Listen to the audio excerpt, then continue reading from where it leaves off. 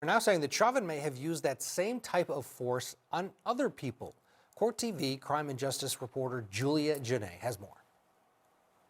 Prosecutors in the George Floyd murder case allege Derek Chauvin had a history of using excessive force and are seeking to admit some of his arrest records as evidence at his trial.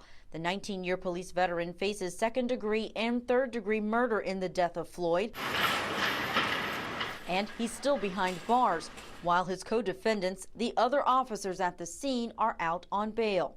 In this court filing, prosecutors list 8 arrests he made in the last 6 years. Most involve his use of a neck restraint on the suspect. On June 25, 2017, Chauvin arrested a female suspect. Prosecutors say in this incident, Chauvin put his knee on her neck and shifted his body weight onto her neck. In March of 2019, Chauvin arrested an intoxicated male suspect. To detain him, prosecutors say he applied a neck restraint while sitting on the male's lower back. The state argues this was beyond the point when such force was needed. But the question of whether Chauvin used excessive force to make the arrest is more complicated. In every scenario is going to be different as the officer is going to, to fulfill his job. So, I mean, again, as a police officer, you really can't, armchair quarterback anything unless you are physically there at that scene at that second. Training specialist Rodney Smith says it's important to analyze the circumstances surrounding each incident.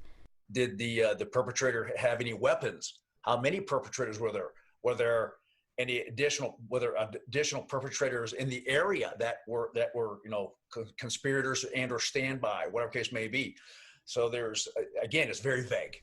The Attorney General's office says it plans to use these prior arrests if Chauvin claims his actions against Floyd were unintentional and consistent with his training. An August 2015 incident involves Chauvin giving aid to an intoxicated and mentally disturbed male. Others on the team placed the man in a side recovery position. Medical professionals later commended those officers for putting the man on his side, saying otherwise he could have died. Smith says though training can vary from department to department, neck restraints are typically a last resort. If you're the only guy there trying to take down somebody or to be able to defend yourself, and you're the only guy there, I'm going to do whatever I've got to do to get the job done. There's no ifs, ands, buts about it. But if you have backup, there's other guys that help you out there, then a minor chokehold, then move to some other moves type of thing, just enough to, restrain them a little bit. It's unclear if Chauvin was disciplined for these incidents. At a pretrial hearing, presiding Judge Peter Cahill says evidence related to Chauvin's arrest history will impact how he rules on whether to join these cases together or hold separate trials for each defendant. And my guests are still with me, Gerald Griggs, Joseph Lowe, and Parwana Anwar. Gerald, to you first here. Does this information, if it comes in about Chauvin using this neck restraint on other people, how important is that for prosecutors, and do you think it will come in? I think it will come in, and I think it's going to be highly probative of the issue of whether or not this officer used reasonable force. Having used reasonable force and these type of chokeholds before is very important to prove the motive or the intent or lack of mistake in this type of case. So that's why they use other evidence or similar transactions, as we call them here in Georgia. And I think it goes directly to the point of whether or not this was a mistake or this is a pattern and motive and practice of this officer. So I think that this will go to show it was not a lack of mistake, it was intent, and I think it's highly probative, and the judge will probably let it in.